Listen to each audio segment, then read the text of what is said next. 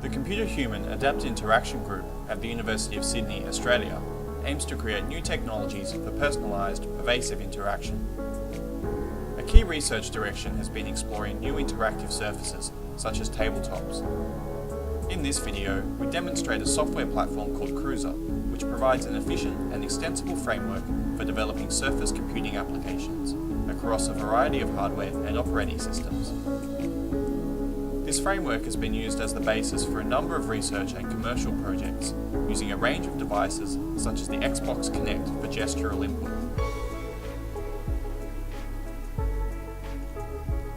To begin with, we will demonstrate some of the basic interaction primitives with the Cruiser framework.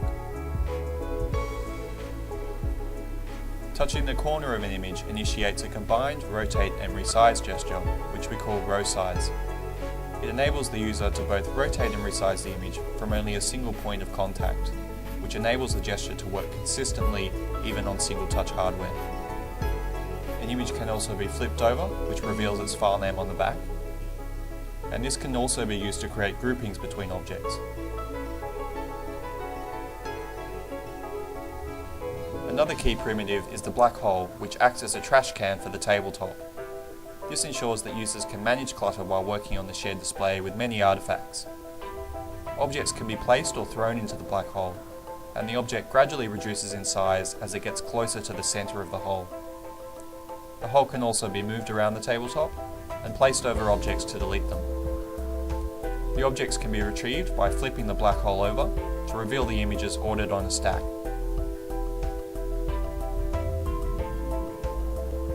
Holding down on the black hole also creates a vortex that sucks the objects in.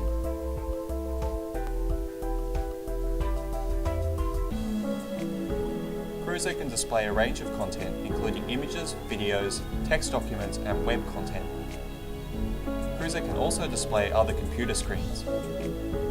Here we show an interactive object running a conventional web browser with Bing Maps. Flipping the object over switches it to interactive mode, where the user can control the mouse cursor with their finger.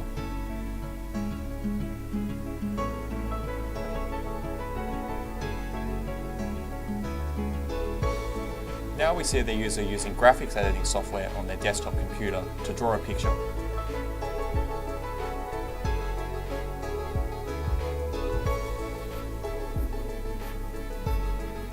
The application menu, shown on the left, allows the user to introduce additional tools while in the current application. Here the user introduces a copier tool, which can be used to make copies of any object on the tabletop, which may be important if several collaborators need a copy of a resource in front of them.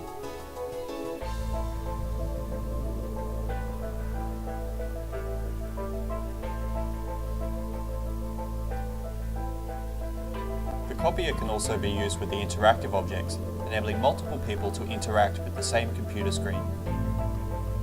Here you can see the user copying the big map and placing a copy in front of two other users.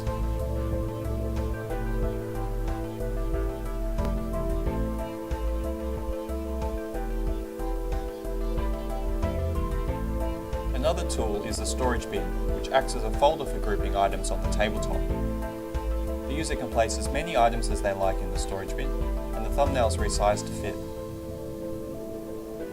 The capture frame can be used to take a capture of whatever is underneath it.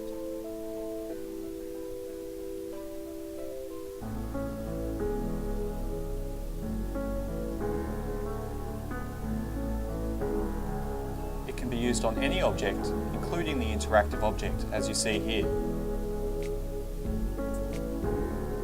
The capture is linked to the original object.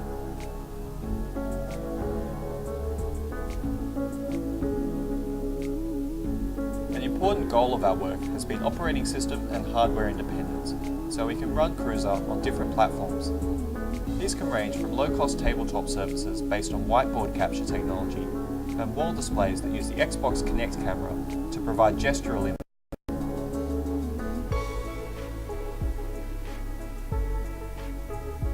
We have also been exploring using handheld devices as a personal display while working at a tabletop with a group. Here you can see the same software running on a Windows 7 Slate device, and the user can easily flick information to the main tabletop display. Objects on the tabletop can also be flicked to a wall display using the Xbox Kinect camera for controlling objects on the wall. To control the wall, the user waves their hand and can then control the objects in the same way as the tabletop. Here, the user is controlling a live object showing being mapped, which is synchronized across all the devices in the room. Alternatively, flicking to the opposite edge of the tabletop sends images to a mirror, which is also used as a photo frame. CHI has also been investigating the core functionality required for real-world use of tabletops and interactive surfaces. The first of these is the facility to switch between applications and to alter their configuration. In the video, you can see a user bringing up the application menu and using it to switch to another application. They can alter the files that are being used by the application. They can change configuration options, and they can also introduce additional tools while the application is already running. Here you can see the user switching to an application called Curator, which makes it easy for a non-technical designer to put together a set of media for browsing at the tabletop. The current file collection is about the history of the City of Sydney. While the application is running, the user can bring up the application menu and switch to a different set of files. Here is an educational example, browsing information about different parts of the human body.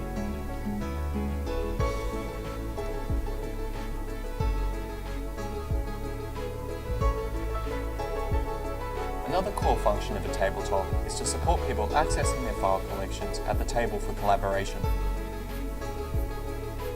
We now show the Focus application, which supports users walking up to a tabletop to access files stored on their other devices, such as desktop and laptop computers. They can use their smartphones to control which information is accessible by the tabletop. An associative search mechanism at the tabletop enables the users to easily find information based on content rather than the hierarchical organization structure or which device it is located on. Holding down on a file creates a new associative search to find items that are similar to that file or topic based on the document content and metadata. When dragging a file into the middle of the tabletop and holding down on it, it finds items that are similar to that file across all the user's devices, regardless of where they are stored. The results are shown in the middle of the tabletop to facilitate the users discussing them. The users can also control the number of results displayed.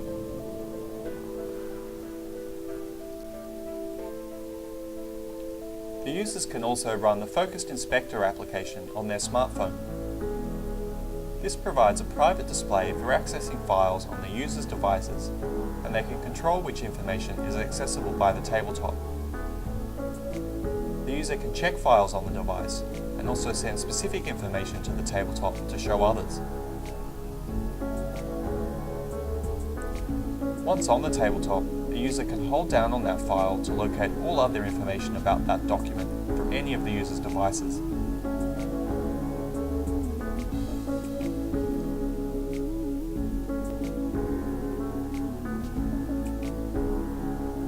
An ongoing research area is the application of user modeling to personalize the content and the behavior of a tabletop located in a public space such as a museum exhibit. The user's mobile device holds the user's model so they can move between different tabletops. A user can walk up to the tabletop and send their persona to the tabletop from their phone. When the user holds down on their persona, the tabletop retrieves the collections of information that would be of interest to them. The information is retrieved by performing an associative search across multiple devices, such as a server in the museum. Here you can see Alice and Bob looking at the materials return after holding down on Alice's persona. Now, Bob sends his persona to the tabletop, and they look at the items that he is most interested in. The persona could also indicate personal settings such as gesture preferences and details for accessing external services such as an online image service. We now demonstrate a range of real-world applications that have been developed using the Cruiser framework. This is a real estate application used in a sales environment for a large land release in Australia's capital, Canberra.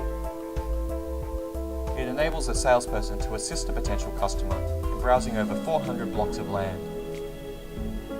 Any number of the block plans can be opened and compared side by side, and the salesperson can quickly close several items at once to return to a default state. The photo browser can also be used to load aerial photos of the release area. The next application is a tool to support agile software development teams in the form of a story wall. Software issues are represented as post-it notes on the wall, and users brainstorm and lodge tickets using wireless keyboards. Then, they use hand gestures to control the objects on the screen, to assign them to team members and into categories. The interface is designed as an always-on ambient display for a software team. The Cruiser framework has also been used for several museum applications, currently being studied in the Australian Museum in Sydney. The first is an application where visitors can bring in photographs or videos of specimens, such as this spider. The visitor can then send it to a tabletop in the Search and Discover room, where a staff member can give more information about the animal. Here you see a tagging mechanism so that the visitor's image is stored for later inquiries.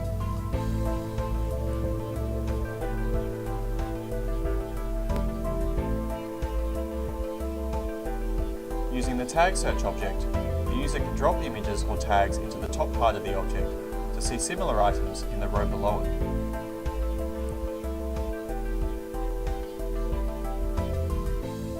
Additional information can also be captured off the museum's website using a web browser.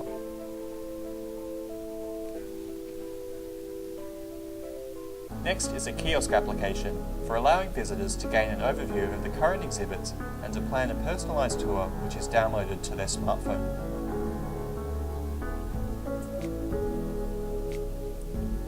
The Tour Planner object allows the user to drag exhibits into it for indicating things that the visitor wants to see or perhaps wants to exclude. Finally, a personalised tour is generated, which can be downloaded to the user's smartphone by scanning a QR code and loading a web page.